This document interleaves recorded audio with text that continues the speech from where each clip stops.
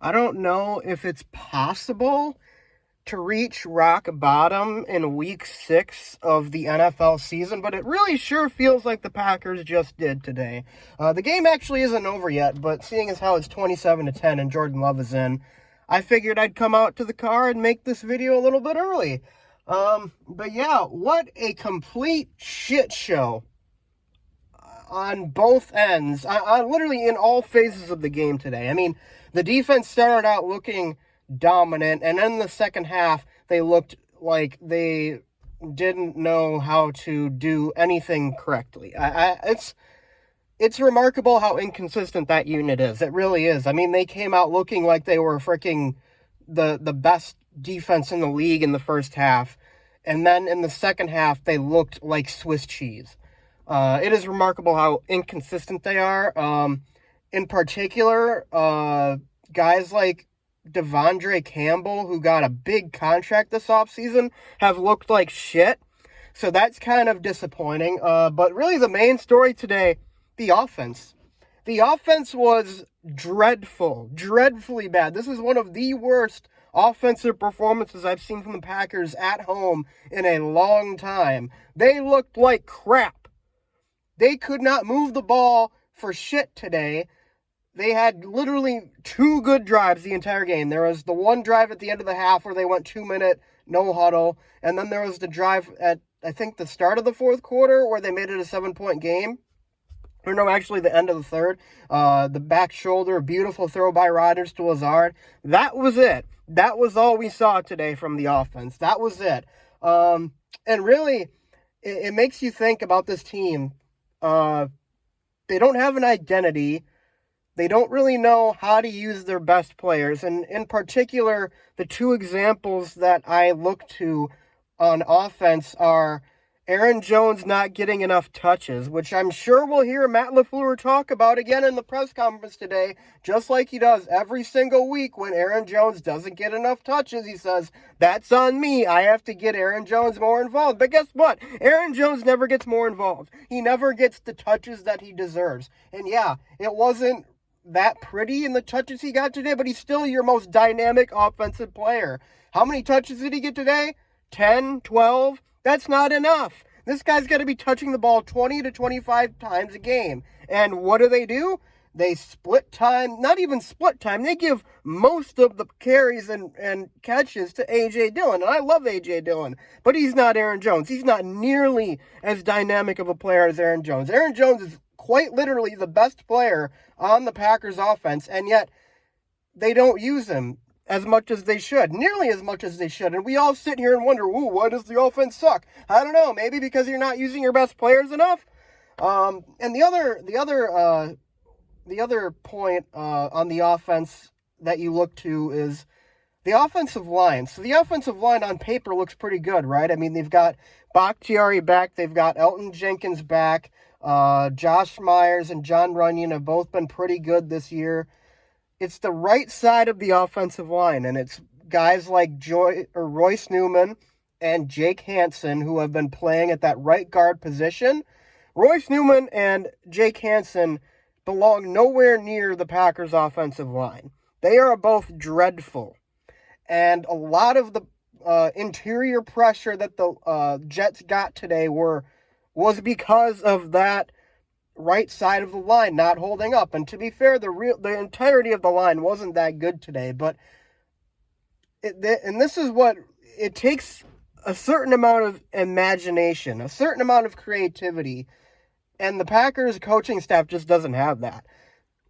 The solution that I've seen on Twitter and in my head is to put Elton Jenkins, who can play everywhere in the offensive line, at right guard, and then put Josh Nyman, who played right tackle in college, at right tackle. Those are your best 5 offensive linemen. Bakhtiari at left, Runyon at left guard, Josh Myers at center, Elton Jenkins at right guard, Josh Nyman at right tackle. Those are the best 5 offensive linemen you have.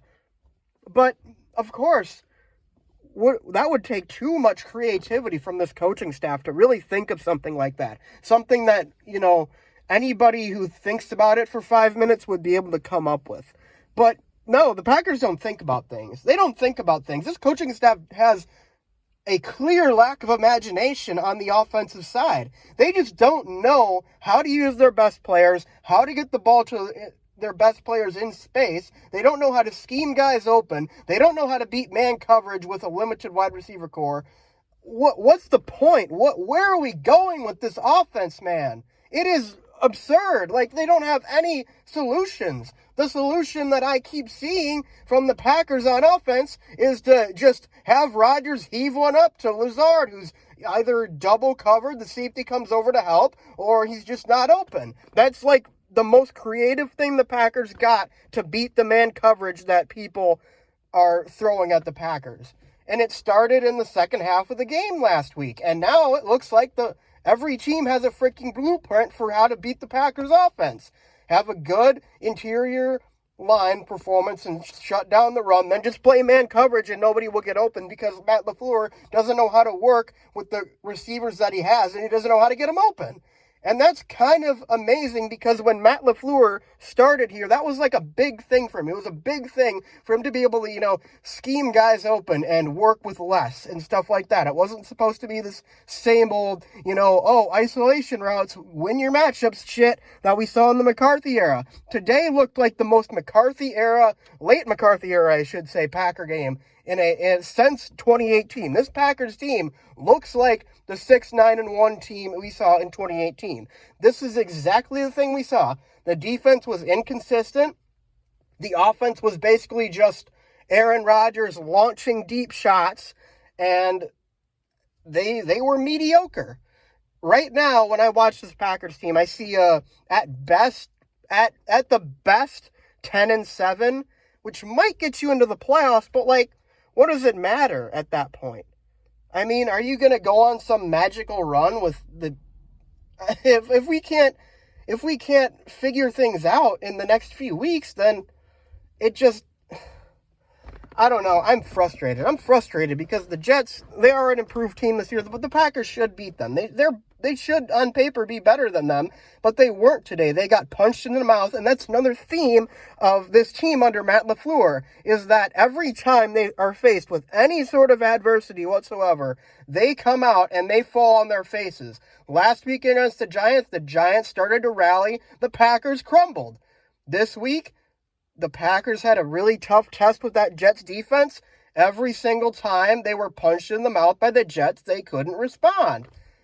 It is the same thing. And next week you have literally the easiest game on the schedule. So I'm going to be interested to see how things go for them. Because if it's anything less than a blowout win over the Commanders, I'm going to be livid. Even if we win by a possession, I'm going to be pissed. Because we should beat the crap out of that team. But we might not because this coaching staff just doesn't know how to use the talent we have. I will give a little bit of credit to Joe Barry this week, despite the inconsistency on defense and despite the fact that I still think he should be canned.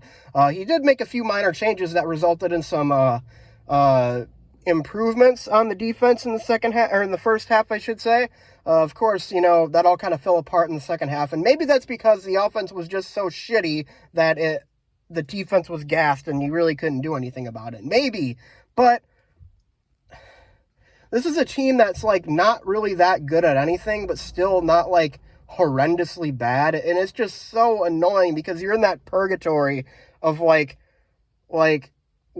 you're not really good, but you're not really bad. And you might compete for a playoff spot, but it doesn't really matter because your team clearly isn't good enough to get to the Super Bowl. So what's the point? At this point, I would rather the Packers go 3-14 and get a top tier draft pick than have them go 9-8 or 10-7 and make the playoffs, maybe even win a playoff game, and then lose. And then we're just back to square one again, and it's another playoff loss, and we have to go through the whole painstaking with Rodgers coming back this year or not again, saying that we've done the last few seasons. I'm just sick of it. I'm sick of it. I mean, the Packers let Davante Adams go, and in part that was because Davante Adams wanted out. He wanted to play with the Raiders. And they used that capital to get some draft picks. They drafted some receivers. They re-signed guys like Devondre Campbell, who has been asked so far this year, which is extremely disappointing to see from him. And, it kind of looked like, okay, this is going to be a different Packers team, but they still have a lot of the talent that they had the year prior when they went 13-4 or 14-3 or whatever the hell they were last year. But maybe they're just, kind of reallocating that talent and they're still going to be just as good, but they clearly aren't because, I don't know, maybe it's because we don't have Devontae Adams, so Matt LaFleur doesn't get bailed out all the time with that 12-17 connection. I don't know. I really don't know, man. It's, like I said, the lack of imagination on the Packers coaching staff is very apparent. They just don't have, it's like they don't understand that there are ways to get your best players involved if things aren't going well, that there are, ways to exploit the defense that you're against, but they just don't know how to do it.